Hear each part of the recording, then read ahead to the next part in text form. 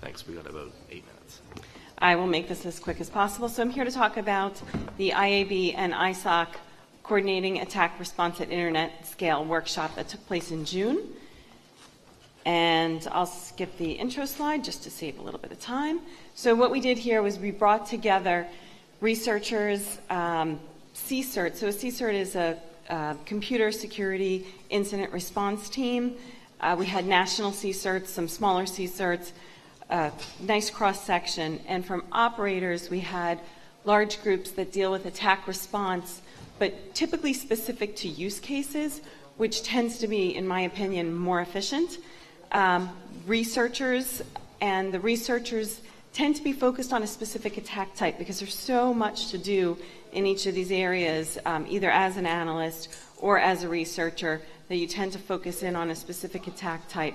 And we covered quite a few attack types. Vendors are really important because they can put out automated controls and help with some of the efficiencies. And of course, standards representatives. Now, these folks have never been in a room together. They meet in silos. So it was exciting for them, it was great for us, and we had some really nice outcomes, one of which is a library of response efforts that we're able to collect, and the CCERTs in particular want to amend the questions that we asked, fill it out more, and make this available as a template so that additional CCERTs can fill it out. And the reason for that is they put in questions, or we had questions like, what kind of data do you share? What's accessible? How do I participate in your effort? How can I collaborate with you? So we could figure out how we can tap on these resources better, and they can figure out how to work with each other better. Even the national CCERTs had differences in what they did with their data and how they went after attacks, and some of them went after different attack types. So even additional coordination amongst them will be helpful, in addition to the operator-driven models that might be focused on phishing or something else. And this looks different than my computer. All right, I'll deal. The small and medium organizations, the big problems are that they have no capacity to deal with data coming in. And I guess let me take one step back. I think I'm rushing a little too much. The use case driven are more efficient, but what you're hearing from governments and from sharing and analysis centers that are focused on industries, let's say, or even regional ones, is that you have organizations coming together, they meet, and they share attack data. So let's say I work in an organization, a large organization, I do analysis on my network, I find out some sources of attack, I share this into this group, then other people collect this information and they can pull it back out into their networks, and then they can deploy controls. So if you think about that, there's no way a small organization, a medium organization, and even most large organizations have the resources to do that type of work, to have an analyst smart enough to be able to contribute data in so that they can pull data out, because nobody wants somebody to participate in these groups and just taking data, right? So those models don't scale, and where it starts to scale is where you have the analysis centers, but there's more that we can do to help with efficiencies. And that was the core of this problem. I have a lot more materials on the problem space if folks are interested and you want to get a bit deeper. And so recognizing this, one size doesn't fit all, and we're trying to drive folks to more directed, actionable, and automated responses. So we had all these various groups in the room, and we're really just trying to get them to talk more and see how they can tap into each other. I like to use the anti-phishing working group as one of the examples of efficiencies, because they have a warehouse, a data warehouse, and actually some of their work they had brought through the IETF, which is nice. So their data warehouse for phishing attacks is used by all different members, including organizations, vendors. So there are some vendors that work with law enforcement, and they help with the actual takedown of malware distribution sites. And the vendors that are doing that, they're not making any money off of that. It's just a nice thing that they're doing. They work with law enforcement, and then they update the database. Then all of the browser vendors are one of the consumers of this information. So they do some analysis on these malware distribution sites with using a small number of analysts, And that is one of the sources that informs the browser block lists that get deployed in every major browser out there, right? So something like that really scales. And it'd be great to see more efforts like that. The botnet takedowns, those are things that scale.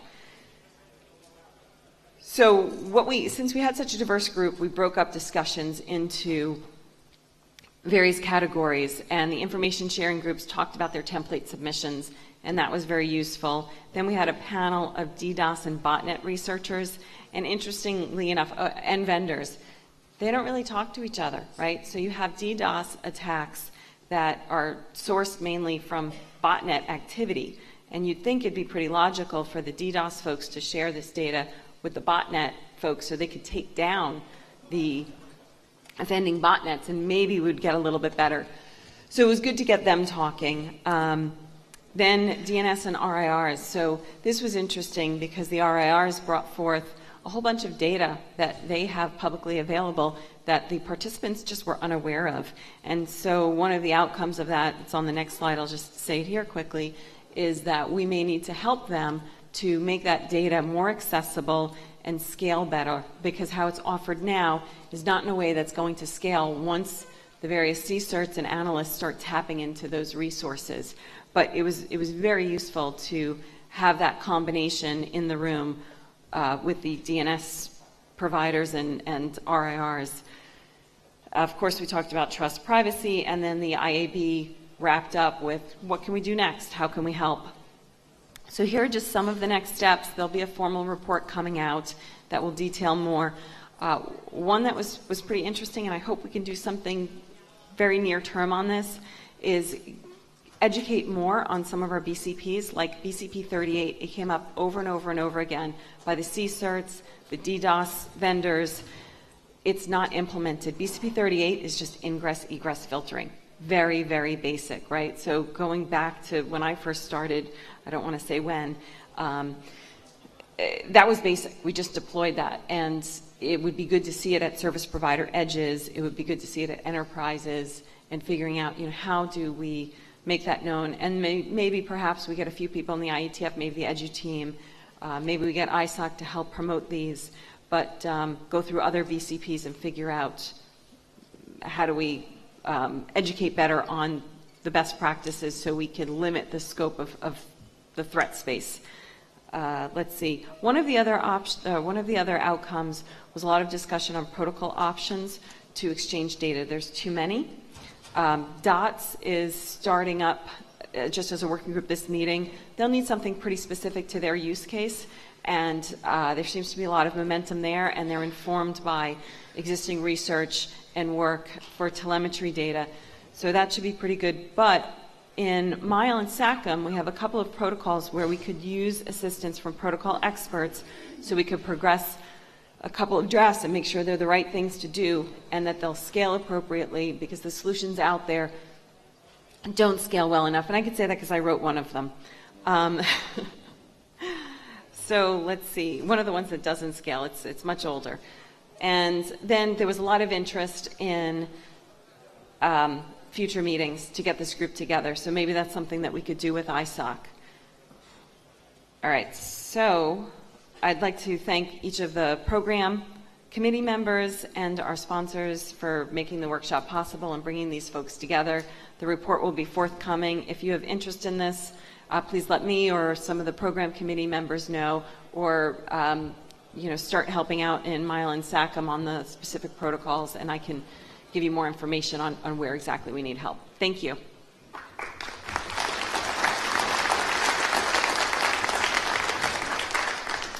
Thank you, Kathleen, for rushing that. I know that was a little bit of a rush. Finally, I want to thank all of you, and I want to thank our speakers today. I'm not going to call the IAB up here, but I want everybody to be able to, because nobody's going to talk to us, and we're out of time. But I do want the IAB all to stand so that at least you can identify us, so that you can yell at us in the event that there is a problem.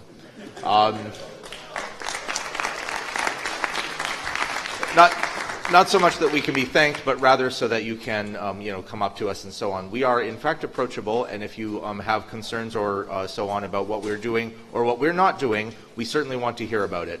So please do. Thank you very much, and thank you for your patience as we ran a little over. Enjoy your lunch.